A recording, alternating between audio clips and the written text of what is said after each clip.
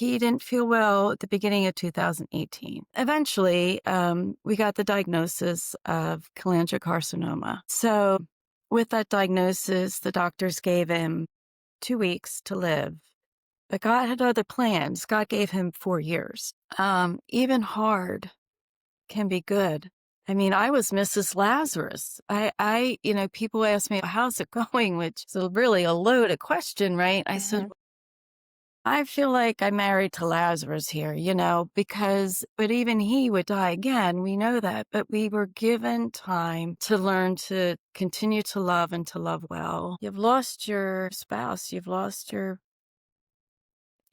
world has really been rocked and it's devastating. And so to be in a community where there's that understanding right off and you don't have to have the words, but you're listened to and you're loved.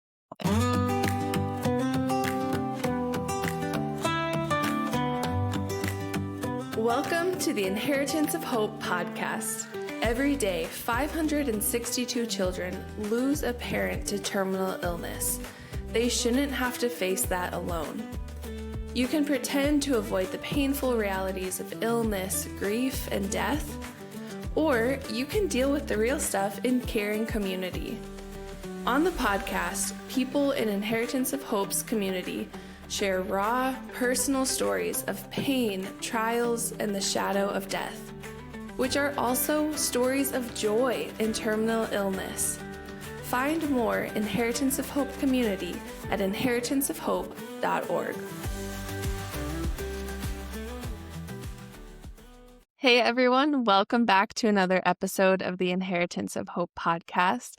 My name is Ellie and I will be your host for today, and I am just ready to dive into this conversation with just a sweet member of the Inheritance of Hope community who has really experienced what jorrow has looked like in her own life, that tension of joy and sorrow together. So I'm really looking forward to having her share her story, and she's joined by a little furry friend. So if you hear anything in the background, just know we have four-legged friend on the call as well, which is fun. So go ahead and introduce yourselves and tell us a little bit about your story.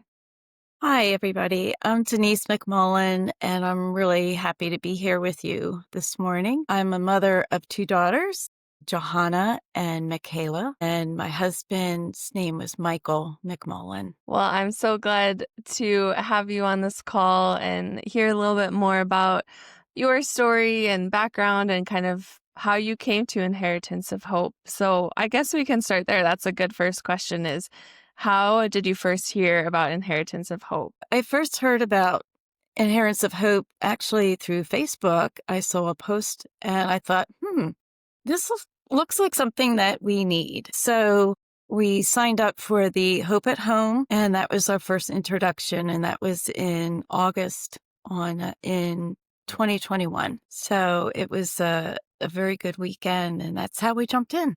Yeah, and for background for any listeners who don't know, we kind of our flagship service essentially is our legacy retreats, which are in-person retreats.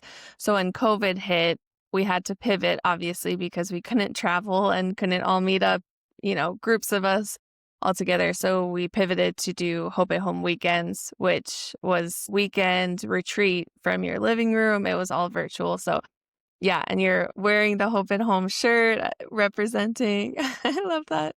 Okay, so actually with that, we can back up a little bit of essentially why did you need Inheritance of Hope services? Like what was your family's journey with illness? Yeah. Okay, so we'll back up a little bit. My husband was in the military, and he retired in 2017. We were looking forward to retirement, wasn't sure where God was going to direct in that way. Well, he didn't feel well at the beginning of 2018. Eventually, we got the diagnosis of cholangiocarcinoma. So with that diagnosis, the doctors gave him 2 weeks to live. But God had other plans. God gave him 4 years. So that was the beginning of the journey. And we have had incredible support from our church family and friends. And there weren't many in those communities or those circles that really understood or really got it. So, and we weren't really looking. It was just passing by on Facebook. I thought, oh, this looks like this would be a community that would really understand what we're going through. Not that others did not want to. So, and it really has delivered. It was really a godsend. I remember that weekend. It was 4-H fair weekend, so it was a little bit crazy for our family because our girls were involved in that. But even they were able to jump in.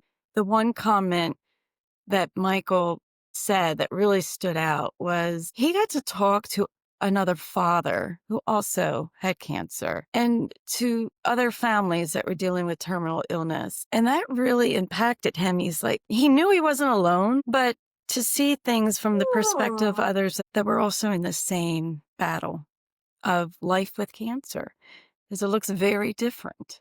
So that was a very impactful weekend for all of us. He went into hospice in a few months after that. So we stayed connected. And actually, it was the week after he went to glory. He went home for Easter, that's what we say. So in April of 22, that's when the DC Hope Hub started. And that's where families got to get together to support each other. And that, I have the blanket that Andrea brought me. I just have to show you because this is just, it is. And we really needed a warm blanket. This is just a tangible reminder of really the love that's been expressed to our family since then. It's a long answer to the why. There's a lot in there, but we've been really loved on, understood, and supported, and we were able to ask questions. There's just so many things that came up, and they're like, oh, what do you do with this? Like FAFSA, like how do you fill out the FAFSA?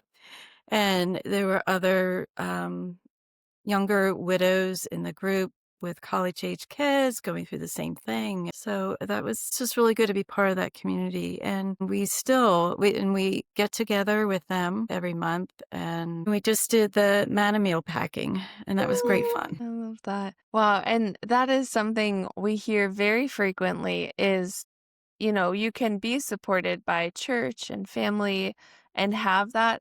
And yet there is still a missing piece where if someone's not in that with you, it's hard to connect or really understand all of the factors going into it, filling out documents or, some of the things that are special considerations that the normal average person who is healthy without a diagnosis doesn't have to go through. So that's not to undercut the community that family and church and neighbors have, but having people who really get it is so, so incredible. Yeah, that is very crazy to go in and be told you have 2 weeks to live. Was that completely out of the blue, or were you expecting anything like that?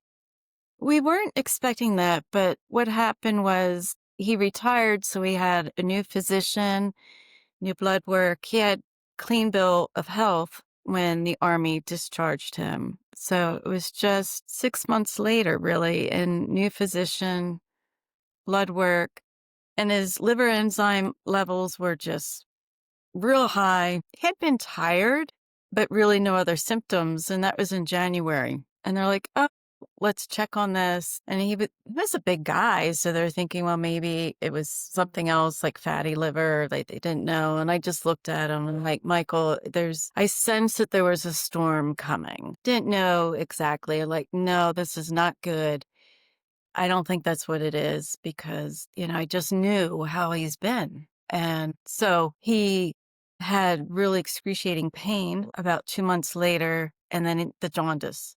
So Palm Sunday was in March that year, and he itchy and just very, very uncomfortable. And so we went to different GI docs, and we tried to get an appointment with a specialist. And when we did get one, The doctor wasn't available, so we saw the PA. And I looked at her and I said, okay, what are we talking about here? Are we doing palliative care? Are we there yet? Or is there another option? And Mike just looked at me. I said, yeah, I think we're talking cancer. What else can it be? Mm, Bile duct was blocked. mm, So they needed to do a definitive diagnosis and he needed to have a test. So she said, well, let me call the doctor. And the doctor says, oh, yeah, let's get you up to Johns Hopkins, but you need to have this test. So we packed on a Sunday, went up to Johns Hopkins. We got a hotel, we sat there, and Monday morning, we're calling to get an appointment. So they said, oh, yeah, we can take you in October. Mike says, great, I'll be dead by then. So I said, all right, you go ahead and call again, and I'm going to just be on my knees. I'll be praying. And so he called again, called back, and they said, oh, we have a cancellation. If you can make it, can you come mm, tomorrow at 10? I said, we're here. We're already here. We were already in Baltimore. And so God started moving all the pieces. And so he got the test, got some relief. It wasn't the cure, but then he needed to have his bilirubin numbers down before a surgeon would even touch him. And the surgeon that God had for him was in China at the time at a conference. So they called him and he says, yeah, okay, I'll come back. I'll do the surgery mm, again, you know. So we just really lived in prayer. And I said, God, all right. We didn't ever ask why. We weren't asking why, but I said, all right. So retirement has cancer. We've got this journey in front of us. Please show me you. I need to see you. mm, I need to see you at work. And just in the just orchestrating all of the appointments and getting him in. I'm just amazed because most of us know it does not go like that. mhm, It's not usual. It was a 10-hour surgery. Our pastor and some deacons came up. They were with me. I was not alone. We were praying for Michael, and they would come out and let us know he's tolerating this. This is incredible. I'm like, no, we're not surprised. mm. God is in there. God's in there Yeah. with you. And so he came out, and the surgeon looked really, really sad. So at first take, I thought, uh-oh, something. And he's like, I didn't get it all. There were not clear Mm, margins. So he'll have to go through with the chemo and radiation. And so I thought, well, that's okay. But like I said, they said 2 weeks and God gave us 4 years. And, it's a hard journey. That's not being diminished here at all. But I got to say that two main lessons that we learned was one, knee-jerk reaction was on our knees in prayer. That was our go-to. And secondly, is that even hard can be good. I mean, I was Mrs. Lazarus. People ask me at work and, or in school or, how's it going? Which is really a loaded question, right? I said, mhm, well, yeah, I feel like I'm married to Lazarus here, but even he would die again. We know that, but we were given time to learn to continue to love and to love well. And this was our story. We just didn't know, but everywhere Mike went, and he had a lot of procedures. So he's always going in and mm, his testimony, and he would tell anybody about Jesus. And he used to tell people, he used to say, oh, I'm dying because I have cancer. And he changed that. He says, I hope I see you at the resurrection of the dead. I got goosebumps. Corinthians 15, so precious to us. Corinthians 13 talks about love. We'll keep reading. I mean, that's a good one Mm, to keep reading because our hope is really in the resurrection. And that's love, God's love. And that's the main, and that's what's important. So the gospel was always true for us. It became very real. And Mike would say it became really true. yeah. Oh, that's such a beautiful picture and reminds me of I had another guest on the podcast, Amy Shaw, whose husband was dying of cancer, and they described it of like walking the red carpet home to heaven. And like, as his wife and their kids, their main job was like, how do we walk dad or husband on the red carpet home?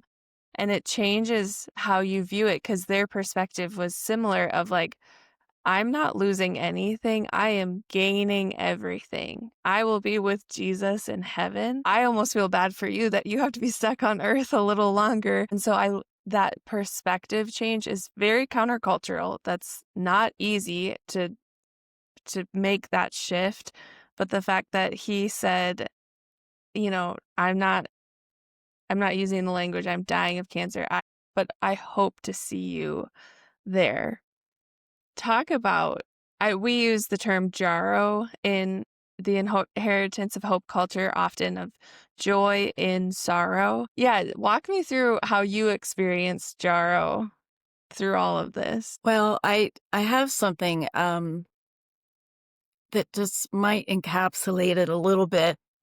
In marriage, you take those vows till death do us part. And so there was a song, it's by Chris Rice, and I'm just gonna it's just a partial quote. Because in the last day, it was just a tender goodbye, I will see you later, because Mike had a whisper. He had a very, very little voice. And I thought, oh, I'm going to come in close so I can hear him. He wanted to kiss me. He was kissing me goodbye. And it was just so, so tender. So any energy he had left, he was saying goodbye. And that's when I told him, sweetheart, it's fine. Go run to Jesus. Mm. I will see you soon. And then there's this song that and I listened to it. So I'll just read it. It's dance for Jesus and live with your final heartbeat. Kiss the world goodbye. Then go in peace and laugh on glory's side and fly to Jesus and live. And that's in just thinking about talking to you today, Ellie, I wanted that to be part of my message, because it's like walking the red carpet and you're helping them along, and our marriage is complete. And I actually had a dream of Michael the following Easter. Two things, beautiful things happened, and only God knew. But Good Friday would have been our wedding anniversary, the first one without Michael here. We had communion. It was just beautiful. I was so happy. Mm. And I thought, that's the joy only God could give me, because it wasn't that I was sad. I thought, oh, it's my anniversary. But Mike's with Jesus. I'm with Jesus here. And that is just, I don't know. I felt like I was married, like taking the communion. I thought I was married to Jesus, and I was happy. And I was just like, how do you share that? It's hard to articulate that even now. But all to say, we're talking about, yeah, I mean, we're still here, and that is a struggle, because it's like, okay, you get to go first. And it's kind of funny in a sense, because I'm like, oh, wouldn't you know it? He did it again. Mike was a military man. He always went first whenever we moved. And so here it is. I shouldn't be surprised. So, yeah. Yeah. He went first. Mhm. Characteristic, it sounds like. Yeah. When we first moved to Virginia, he came here first, and then, a couple months later. So I was Yeah. able to join him. Yeah. I love that song from Chris Rice. Yeah, so beautiful. I want to listen to it after this, and we can maybe link those lyrics in the description box too, so people can read it out and listen to that song. But it reminds me of, I had to look up where it is in the Bible, but John 15:11. I have told you these things so that my joy and delight may be in you, and that your joy may be full and complete and overflowing. That picture of like having a joyful Good Friday, first wedding anniversary without your husband on this side of eternity, like your joy was complete. You're not lacking anything, even though you are lacking your husband, and that it feels like it's not complete. But like, I love the idea that in Christ, there's like fullness of God, as in, like, we are already full. Nothing on earth, no relationship, no job, no money can add to something if it's already full. That's just overflowing. That's extra blessings. And I love that picture of like your joy was complete, even with while missing your husband and while feeling the sorrow of that, you were not lacking in the joy and the fullness of the Lord. That's such a beautiful picture. Thanks for sharing that. And just and to have a picture of Mike fully healed. So that Easter, I had a dream about Mike. And first I saw Jesus, and it's just, wow, so incredible. And then behind Jesus popped out Mike, and he looked and his eyes were vibrant. There was life. It's not how I last saw him. It was a new Mike with Jesus. And it was kind of like, hey, it's like, thank you. Thank you, God, for giving me a look or a glimpse of just, and but that was just so helpful. Like, he's fine. And people say he's in a Mhm. better place, which is so true. But the reassurance that God gave me was Mm. just so beautiful. It's like, okay, that's good. Yeah. Yeah. Even hard can be good. Yeah. That's the jorrow that's a really good word. Mhm. Yeah. Because it captures the tension of hardship and knowing that, like, hardship is not the only thing we will experience in that.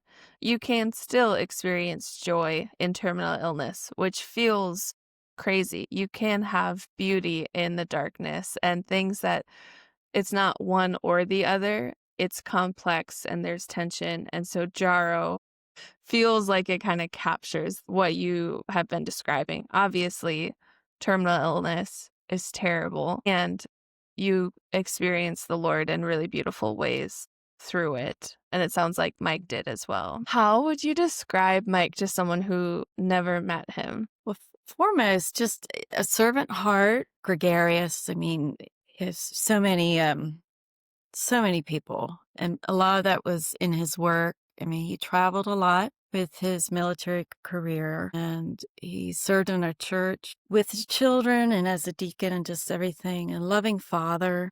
He really doted on his two daughters, and I mean, we would do family dress ups. Just kind of funny. We like Shakespeare, and so they had like a Star Wars Shakespeare book that was out, and we had the costumes and everything. So he really embraced all their stages, even the crazy cosplaying and all. Yeah, and he really enjoyed hearing music in the house, and they both played piano, and so. Um, I mean, he loved life. He loved to eat, definitely a foodie. And I love cooking, so it was a great arrangement. Yeah. So, yeah, our first date was he came over for lasagna. So that was kind of telling for how it was going to go. So, yeah, he just, yeah, I miss, I miss him. Yeah, he, um, he always asked how can I love better, and we would pray together that to teach us to love better. In John 13:34, it's just as I have loved you, you are also to love one another. And so that's not a suggestion, that's a command. So we were like, well, Lord, help us in that. And that's what I loved about him. And as his physical body was preparing to leave, his spiritual growth was just incredible. And yeah, I miss him here and now with me. But what I miss most is the true Mike. I mean, I miss his dad jokes and all those things, Mm. but I miss his spirit. And that was the first thing that attracted him to me. I mean, we met in zoology class, at Messiah College. I was in the front row, he was in the back, but we did meet in that class, and we were friends for 19 years before I kinda took a second look, and it's suggested by a friend of mine. We're like, "Oh, yeah, well, actually, I do love him like a brother, but well, no, look again." I was like, "Oh, yeah, okay. Maybe God has something more." Mm. So we already had that friendship foundation, but the thing that attracted me to him was that he would ask Denise, "What is God doing in your life? Where do you see him working?" And then I would just always focused on Jesus. So it's his spirit. Mhm. Yeah, that's what I miss most. Yeah. Well, it sounds like he was a leaves a big gap because he's a a big character and presence and He'd fill the brought room. so much.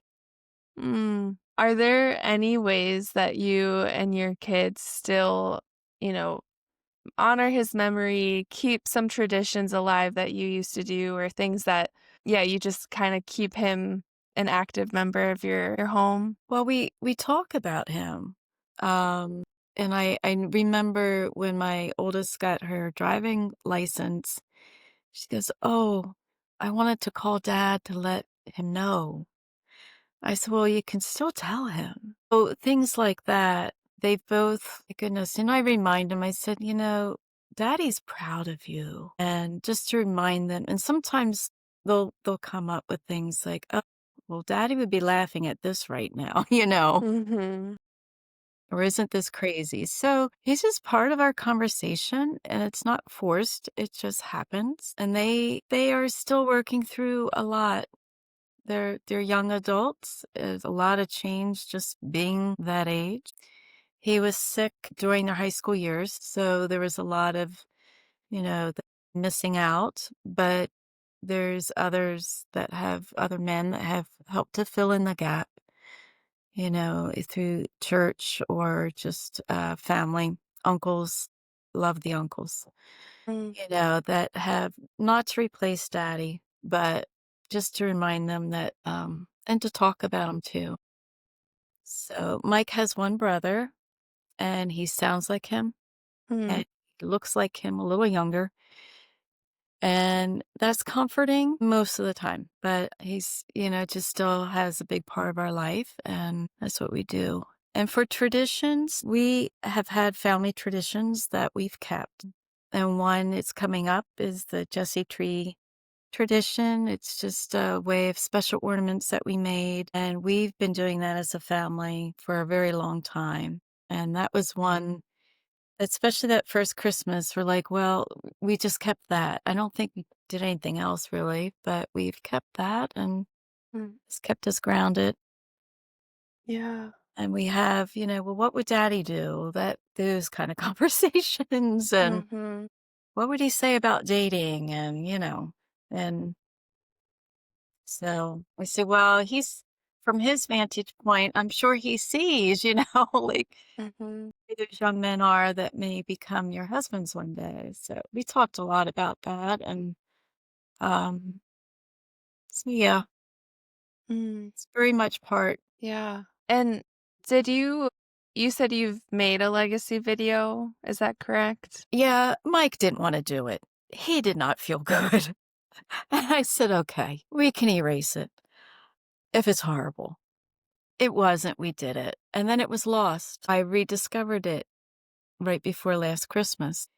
So that was a couple years later, and um it was a blessing to hear his voice. I mean, he was very sick, he didn't feel good. There was a lot of emotions. It was hard for him to do it, but he talked to Johanna, he talked to Michaela a little bit about childhood memories, but also the future, and that was healing because he talked to them. Well, Johanna had just started college. So he spoke to that and he also spoke to the future husbands. Mm. They was praying and we were together there. It wasn't just him. So that's important to say.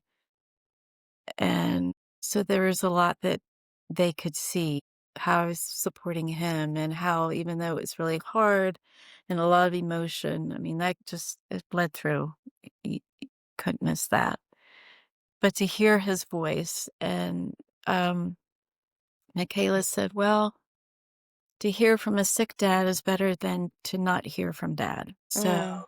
she's like, "Yeah." So that was good. We hadn't done any, life was just so rapid, warp speed or whatever, so much, and we didn't take time to do videos. There's a few on his phone. I mean, there's one that Michaela took of him taking out the trash, but yeah, it's so we saw him take the trash and she Mhm. was not, wasn't even of him, and he talked a little bit, but not like the legacy videos. So that was such a precious find, and I think I was digging into his email. I found it was from you, and I reached out to you.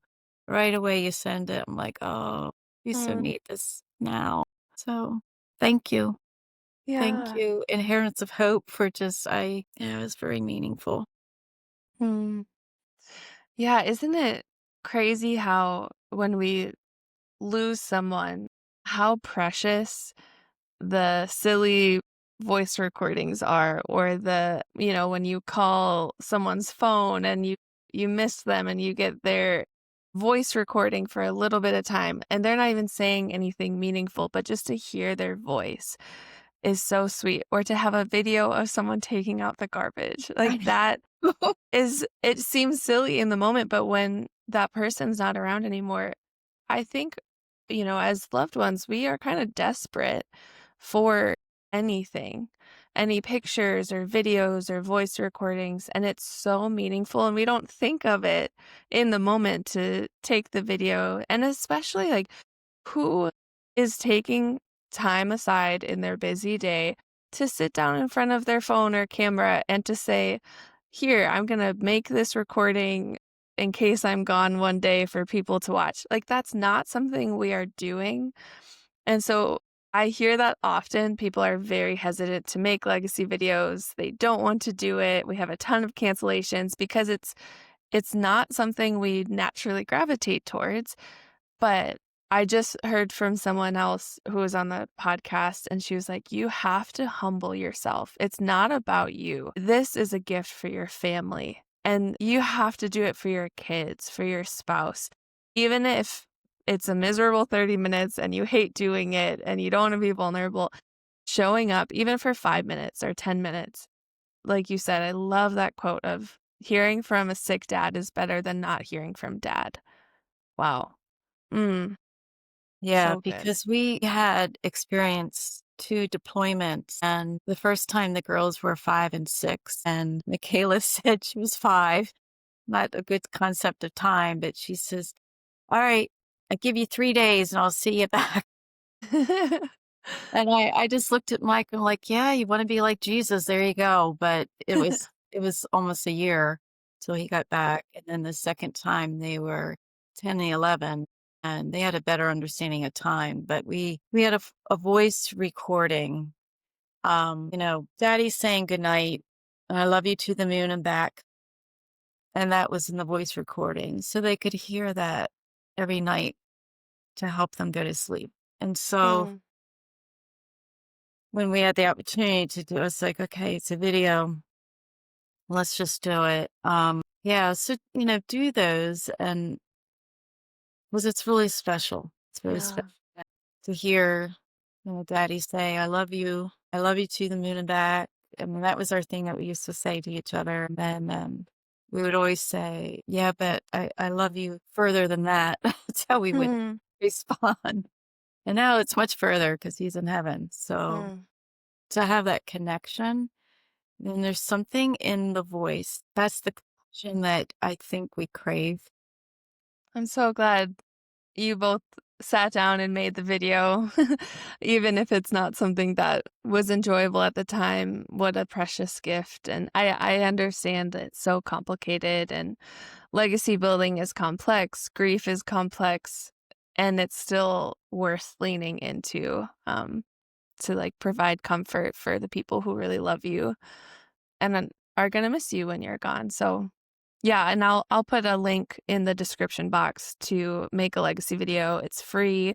You work with a coach who handles all of the logistics. It's very, very easy, and it's easy. It's not, but it takes emotional courage to show up for it, I will say.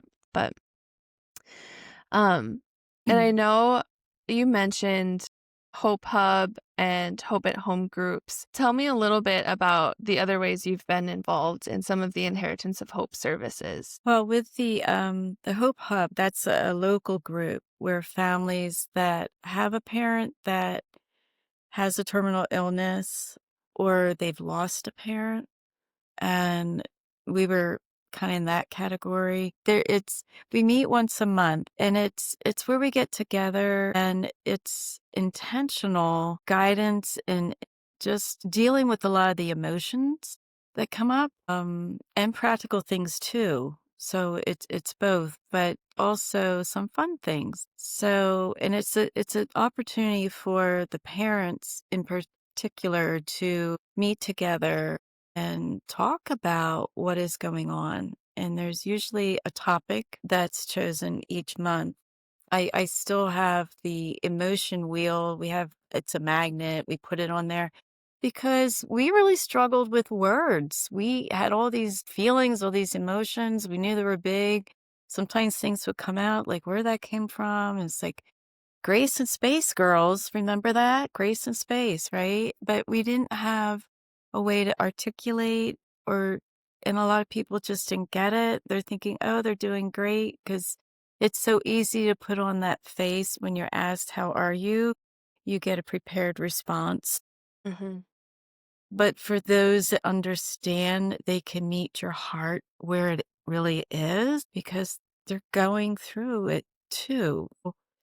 That's what was really helpful. And sometimes, if there's something on the agenda, but we would meet and somebody just needed to share, this is what's going on. We had a very safe place to do that.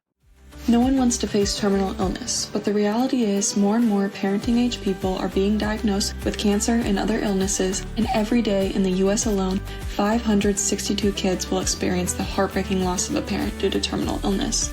But here's the good news. You don't have to face it alone. Join a hope-filled community of care that truly gets it. Whether you're living with illness or navigating life after loss, find comfort in local gatherings, ongoing support, and compassionate volunteers. And the impact? It's life-changing. Families are getting connected, finding hope, and changing the way they navigate illness and loss, because together, hope is possible right in your own city. Find connection at inheritanceofhope.org. And then the other is Life After Lost. It's a group that meets by Zoom. It's on Wednesday nights. I can't say enough about Rusty Hedges. He will pray for you, so there's a warning there. And he keeps a record just as to, what to pray for. And again, it's a place to talk about highs and lows and what's going on and what is helpful and sometimes reminders. And especially for when things are so fresh and you've lost your spouse, you've lost your world has really been rocked and it's devastating. And so to be in a community where there's that understanding right off, and you don't have to have the words, but you're listened to and you're loved. It has meant a lot. And I feel like we jumped into Inheritance of Hope kind of on the cusp. We just got in, but they've really some really great people that have ministered to us, after the loss of Mike. Mm. Understanding what jorrow is, it needs to be in the dictionary if it's not, I'm just saying. So Yeah. it's a good way to sum it up. So there are other groups. I will say that Tuesday night, I'm not sure what it's called, but Tuesday night there's a group where they listen to a sermon or scripture, and that has meant a lot to me too, to come to a place and do that. Yeah. Just that landing space to meet with other people again who have the context. Like we were saying, it's not a family gathering where people care about you and are very well meaning, but maybe just don't understand all of the nuances. Where, showing up to that life after loss group, you get it. You you are with other people who also have that huge gap in their life, who are missing their person and still having to show up to work, to be a parent, all of these things. Like life doesn't stop when you are experiencing the loss of someone. And that is understood and respected and given space for in groups like that. So yeah, I just have so much respect for Rusty and for, everyone who shows up to that group so bravely and can share openly, this is actually how I'm doing. Yeah, that's one of the hardest things is just showing up. It's and anybody that comes on the call, it's amazing. And just like, and just at the point to just be so encouraged. Facing terminal illness is difficult enough, but you don't have to go through it alone. Whether you're at home, in a hospital bed, or on the road, join us. We are a community of people that get it. Find the connection, support, and hope you deserve. Because when you don't know where to turn, you can always find hope at home. So don't waste another second. Sign up today. Hope is waiting for you at inheritanceofhope.org. And I know we mentioned Amy, she just call her out. I mean, she was so encouraging to me.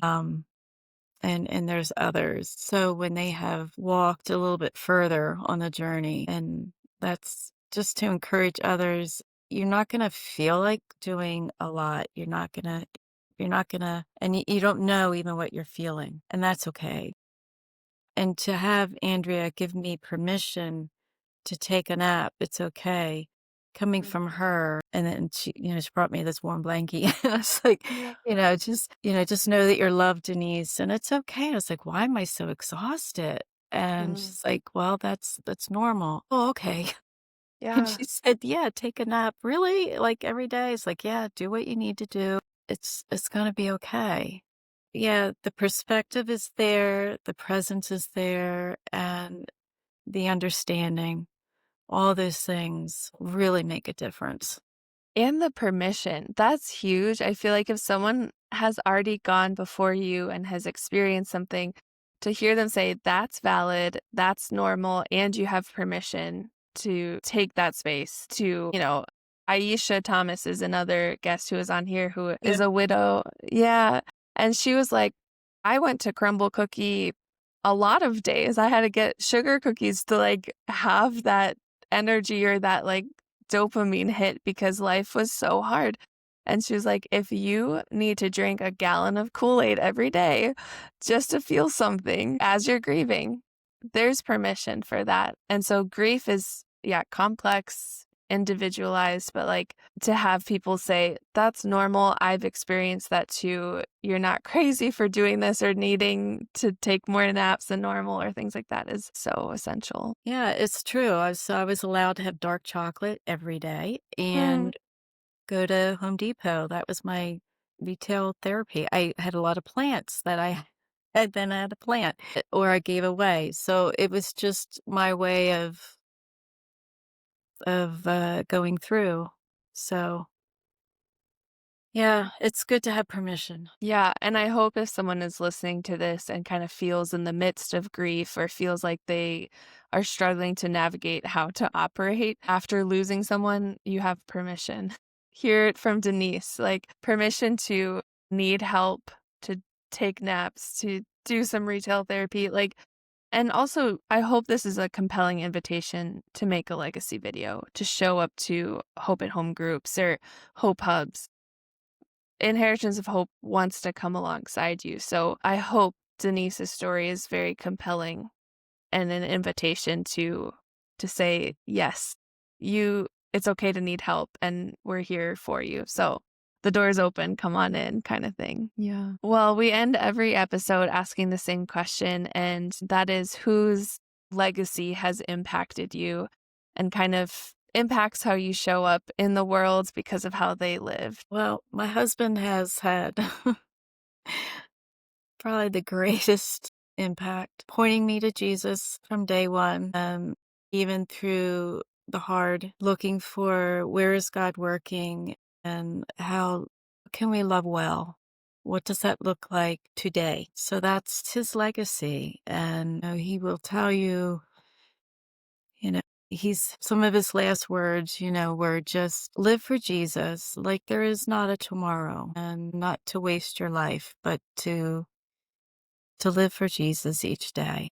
I always used to say, even before his diagnosis, but how our family lived was, people would all have all their schedules and all those sorts of things. And I would say, no, I'm going to wake up this morning and we're just going to live Mm.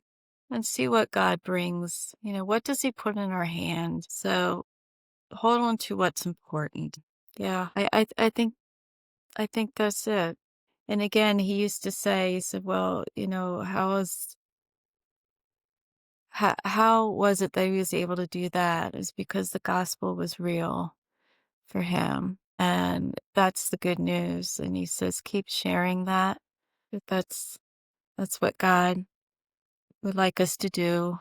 And that's what matters. Thank you for sharing some of his story with me. I know that's probably just the bullet point version of a whole novel of who he was and the life he lived, but getting to kind of get a peek behind the curtain and hear a little bit about him, and it just seems like a very faithful, sincere, kind person. So thank you for kind of introducing me to him and sharing his legacy with us as the listeners. Thank you so much for the opportunity and just to give a snapshot of our story. And God's not done writing. This is not the final chapter. So just to encourage others. Thank you so much, Denise, for sharing your insight. And I really hope people are encouraged by this. So yeah, that's very sweet. Thank you.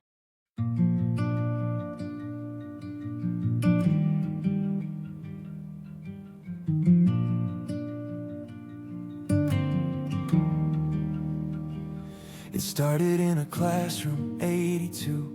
Zoology, notes and a smile that drew two hearts together, young and unaware of all the grace that would meet them there. Years unfolded, vows were set, 2001, their lives ahead. Then Alabama welcomed new joy, Johanna's cry, the first hello. Virginia came with arms made for Michaela's laugh, they asked for more. Through duty calls and nights apart, they held on tight with faithful heart. We trust you, God, when the road is hard, when answers feel so very far. You reign above what we can see. You turn our loss to deeper trust in thee. We'll love you still, we'll love this world with open hands and hearts unfurled. You are good, you are near, even here, even here. They'll miss the prayers around the room, each voice lifted, heaven tuned. They'll miss the words he read aloud from the big red chair, steady and proud. The Jesse Treach Christmas told of promise kept and stories old, homeschool days in Sandy Cove, lessons learned and faith that grew. Though the chair is empty now, his love still speaks, it shows them how. We trust you, God, when the road is hard, when answers feel so very far. You reign above what we can't see. You turn our loss to deeper trust in thee. We'll love you still, we'll love this world with open hands and hearts unfurled. You are good, you are near, even here. Your love is higher than the highest place, wider than the space we face, as far as east from west can be. You've carried all our guilt away from us completely, so we will rest in what you've done. Held as daughters, held as one. Death won't have the final say. We'll meet again, just not today. We trust you, God, when the road is hard, when answers feel so very far. You reign above what we can see. You turn our loss to deeper trust in thee. We'll love you still, we'll love this world with open hands and hearts